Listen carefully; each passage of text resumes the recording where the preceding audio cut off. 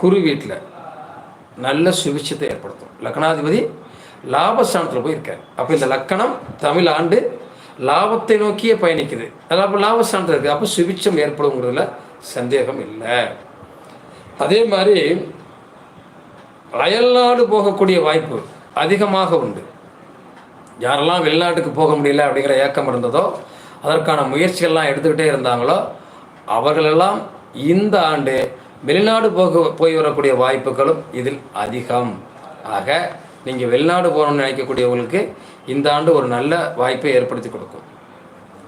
இதில் 2-11 அதிபதி 4. மாணவர்களுக்கு படிப்பில் கொஞ்சம் தடை தாமதத்தை ஏற்படுத்தலாம். ஆனால் படிச்சிருவாங்க. அதில் கவனத்தை கொள்ளணுங்கிற அவசியமும் இதில் இருக்குது. 3-10 அதிபதி 6 நீசம். இப்போது விளையாட்டுகளில் கவனம் தேவை. ஏன்னா 3ஆம் இடம் தான் விளையாட்டும் சொல்லுவோம், 10ஆம் இடம் தொழில் சொல்லுவோம். இந்த லக்கணத்துக்கு 3ஆம் இடத்து அதிபதி போய் 6ல் நீசமடைகிறார் இல்லையா? 6ஆம் இடத்துல போய் செவ்வாய் நீசமடைகிறார். அதனால் இந்த மாதிரி விஷயங்களில் ரொம்ப கவனமாக நம்ம செயல்பட்டோம் அப்படின்னா ரொம்ப ரொம்ப நல்லா இருக்கும். அதே மாதிரி 4-9ஆம் அதிபதி 2ல் உச்சம். அப்போ 4ஆம் இடத்து அதிபதியும் 9ஆம் இடத்து அதிபதியும் ரொம்ப சிறப்பு தானே. நிறைய வீடு வாசல் கட்டணும் கனவு காண்றவங்களுக்கு வீடு வாசல் கட்டக்கூடிய வாய்ப்பு ஏற்படுத்தி கொடுக்கும். இடம் பொருள் வாங்கணும்னு நினைக்கக்கூடியவங்களுக்கு இடம் பொருளை வாங்கி கொடுக்கக்கூடிய வாய்ப்பு ஏற்படுத்தும். அதே மாதிரி பண விஷயங்கள் புழக்கம் நன்றாகவே இருக்கும். அந்த வாய்ப்பெல்லாம் இந்த ஆண்டு ஒரு சிறப்பை தேடி தருது. அதே மாதிரி 2ல் உச்சம். சில நேரங்களில் விவசாயம் மந்தத்தை ஏற்படுத்தலாம். ஏன்னா 5ஆம் இடத்து அதிபதி 8ஆம் இடத்து அதிபதி புதன் நீசம். குரு கடாச்சம் உண்டு. ஆனாலும் கண்டிப்பாக நல்ல விவசாயங்கள், நல்ல மழைகள் உண்டு. நல்ல மழை மூலமாக விவசாயம் செழிக்கக்கூடிய வாய்ப்புகள் இருக்குது. இது மாதிரி லக்னாதிபதி 12ஆம் அதிபதி 2ல் சத்ரு உண்டுன்னு சொல்லுவாங்க. சத்ருனா கருப்பு நிறத்தில் இருக்கக்கூடிய பொருள்கள்லாம் அதிகமாக விளைச்சலை தரும். அப்படின்னா என்ன சொல்லுவோம்? எள்ளு, கருப்பு உளுந்து, இந்த மாதிரி விஷயங்கள்லாம் அதிகப்படியான விளைச்சலை தரும். அதிகமான விலை ஏற்றத்தையும் ஏற்படுத்தி கொடுக்கும். அதே மாதிரி உஷ்ணம் அடையக்கூடிய வாய்ப்பு இருக்குது.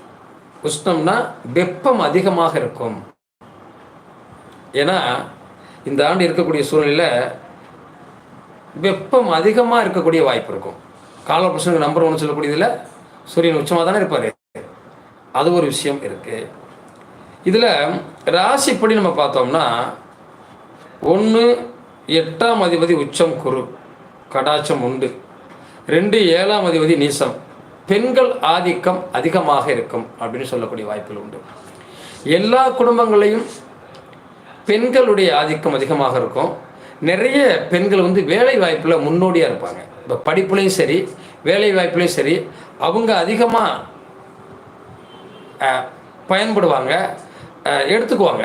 இப்போ படிக்கிறதுல அதிகமான மார்க் எடுக்கக்கூடியது பெண்களாக இருக்கலாம். வேலை வாய்ப்பில் அதிகமான இடத்தை பிடிக்கக்கூடியது பெண்களாக இருக்கலாம். அந்த வாய்ப்புகளை பெண்களுக்கு அதிகமான வாய்ப்புகளும் உண்டு. இதில் லக்னாதிபதி சேர்க்கை, இசையில் ஆர்வம் உண்டு. அதே மாதிரி செல்வம் செழிப்பு அதிகமாக கிடைக்கக்கூடிய வாய்ப்புகள் உண்டு. இதில் 10ஆம் அதிபதி 1ல் செவ்வாய் பார்வை. மறைமுகமான எதிரிகள், மறைமுகமாக வெளியே சொல்ல முடியாத கஷ்டங்கள், துன்பங்கள் எல்லாம் மறையக்கூடிய வாய்ப்பும் உண்டு. 11ஆம் அதிபதி உச்சம். கண்டிப்பாக வாழ்க்கையில் நிறைய லாபத்தோடு வாழக்கூடிய வாய்ப்புகள் உண்டு. உஷ்ணம் சம்மந்தப்பட்ட வியாதிகள் வரக்கூடிய வாய்ப்புகள் நமக்கு அதிகமாக இருக்கும். அதை நம்ம கவனத்தில் எடுத்துக்கணும். அதுபோக வாழ்க்கையில் ரொம்ப சிறப்பாக இருக்கக்கூடிய வாய்ப்புகள் அப்படின்னு சொன்னோன்னா, இந்த ஆண்டை பொறுத்தளவில் நீங்கள் பார்க்குற போது மேசராசியை பொறுத்தளவில் மேசராசியினுடைய அதிபதியும் விருச்சிக ராசியினுடைய அதிபதியும் நீச நிலையை அடைக்கிறார்கள். அப்போ 2 பங்கு செலவு 14 பங்கு. அப்போ நீங்கள் கவனத்தோட செலவினங்களை செய்வதும் ரொம்ப சிறப்பாக இருக்கும். தேவையற்ற உங்களுடைய பழக்க வழக்கங்களை குறைத்துக் கொள்வதும் உங்களுக்கு சிறப்பாக இருக்கும்.